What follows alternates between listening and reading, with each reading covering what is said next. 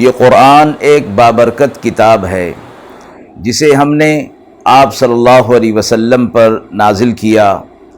تاکہ لوگ اس پہ غور اور فکر کریں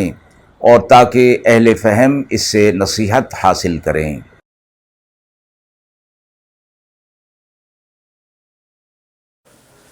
بسم اللہ الرحمن الرحیم۔ السلام علیکم ورحمۃ اللہ وبرکاتہ۔ ناظرین کرام، درس قرآن مجید کے آج کے اس پروگرام میں ہم سورہ نمل کی آیت نمبر 54 تا آیت نمبر 59 کا ترجمہ اور تفسیر پیش کر رہے ہیں، اور آخر میں پوچھے گئے سوال کا جواب ہوگا۔ اعوذ باللہ من الشیطان الرجیم، بسم اللہ الرحمن الرحیم۔ وَلُوطًا إِذْ قَالَ لِقَوْمِهِ أَتَأْتُونَ الْفَاحِشَةَ وَأَنْتُمْ تُبْصِرُونَ أَإِنَّكُمْ لَتَأْتُونَ الرِّجَالَ شَهْوَةً مِّن دُونِ النِّسَاءِ بَلْ أَنْتُمْ قَوْمٌ تَجْهَلُونَ فما كان جواب قومه إلا أن قالوا أخرجوا آل لوط من قريتكم إنهم أناس يتطهرون فأنجيناه وأهله إلا امرأته قدرناها من الغابرين وَأَمْطَرْنَا عَلَيْهِمْ مَطَرًا فَسَاءَ مَطَرُ الْمُنذَرِينَ قُلِ الْحَمْدُ لِلَّهِ وَسَلَامٌ عَلَى عِبَادِهِ الَّذِينَ اصْطَفَى اللَّهُ خَيْرٌ أَمَّا يُشْرِكُونَ۔ آیت مبارکہ کا ترجمہ ملاحظہ فرمائیں۔ اور لوط علیہ السلام نے جب کہا اپنی قوم کو کہ تم کرتے ہو بے حیائی کا کام اور تم سمجھ بھی رکھتے ہو، کیا تم مردوں کے ساتھ شہوت رانی کرتے ہو عورتوں کو چھوڑ کر، بلکہ تم لوگ جہالت پر ہو۔ پھر کچھ اور جواب نہ تھا ان کی قوم کا مگر یہی کہتے تھے کہ نکال دو لوط کے گھر والوں کو اپنے شہر سے، یہ لوگ پاک صاف رہنا چاہتے ہیں۔ پھر نجات دے دی ہم نے انہیں اور ان کے گھر والوں کو، مگر اس کی عورت کو کہ مقرر کر دیا تھا ہم نے اس کے لیے پیچھے رہنے والوں میں،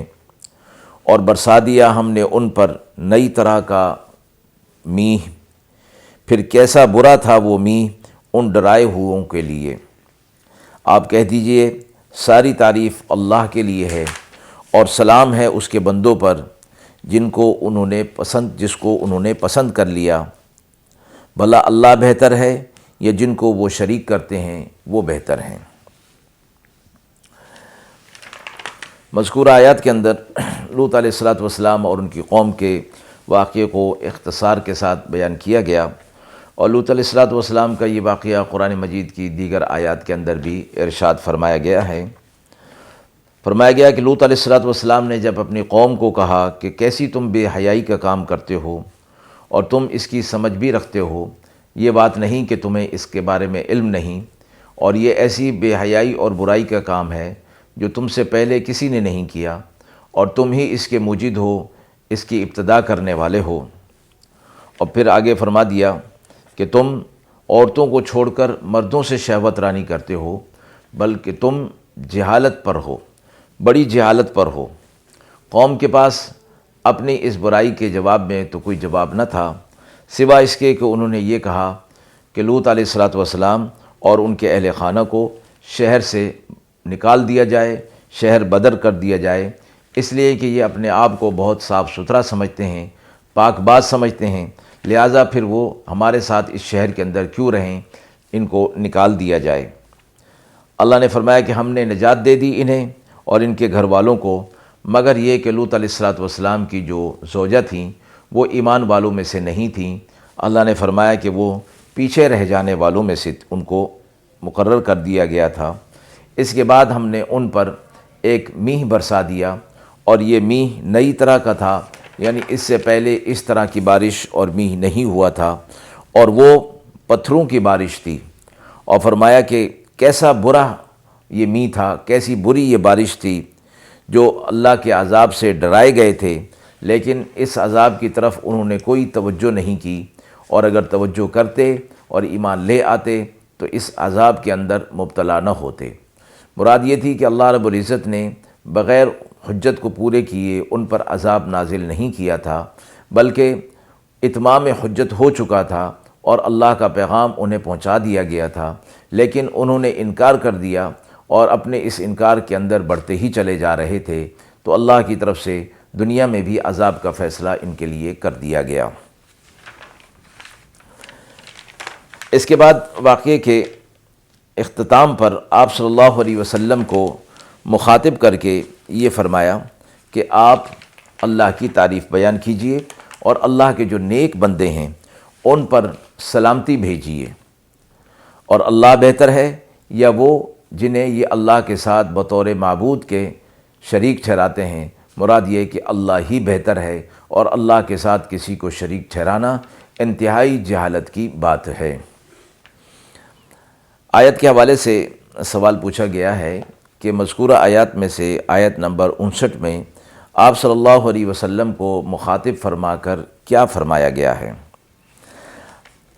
مذکورہ آیت میں یعنی آیت نمبر 59 میں آپ صلی اللہ علیہ وسلم سے یہ فرمایا گیا کہ انبیاء سابقین اور امتوں کے کچھ حالات جو پچھلی آیات کے اندر بیان کیے گئے تھے اور ان پر عذابات کا ذکر کیا گیا، اس کے بعد آپ صلی اللہ علیہ وسلم کو مخاطب فرما کر یہ کہا گیا کہ آپ اللہ تبارک و تعالیٰ کا شکر ادا کیجئے کہ آپ کی امت کو دنیا کے عذاب عام سے محفوظ کر دیا گیا ہے،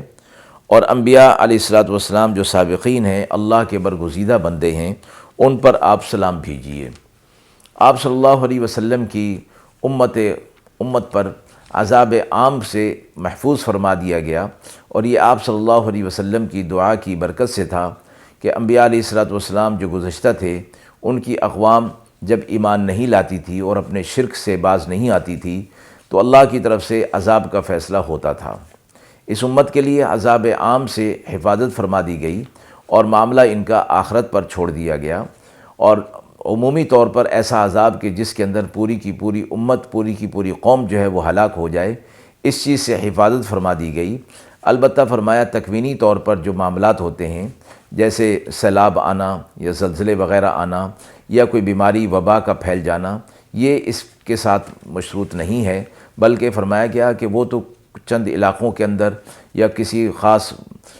خطے کے اندر جو ہے وہ پیش آتے ہیں، اس سے پوری کی پوری قوم ہلاک نہیں ہوتی۔ اس آیت سے یہ بھی معلوم ہو گیا کہ اگلی آیات کے اندر اللہ رب العزت کی وحدانیت کا معاملہ پیش کیا جا رہا ہے، تو یہ خطبہ کے آداب بھی بیان کر دیے گئے اس آیت کے اندر کہ وہ اللہ تعالیٰ کی حمد و ثنا اور انبیاء علیہ السلام پر درود اور سلام کے ساتھ شروع ہونا چاہیے۔ رسول اللہ صلی اللہ علیہ وسلم اور حضرات صحابہ اکرام کے تمام خطبات میں بھی یہی معمول رہا،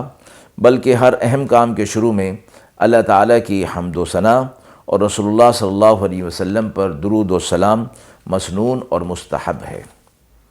وآخر دعوانا ان الحمد للہ رب العالمین۔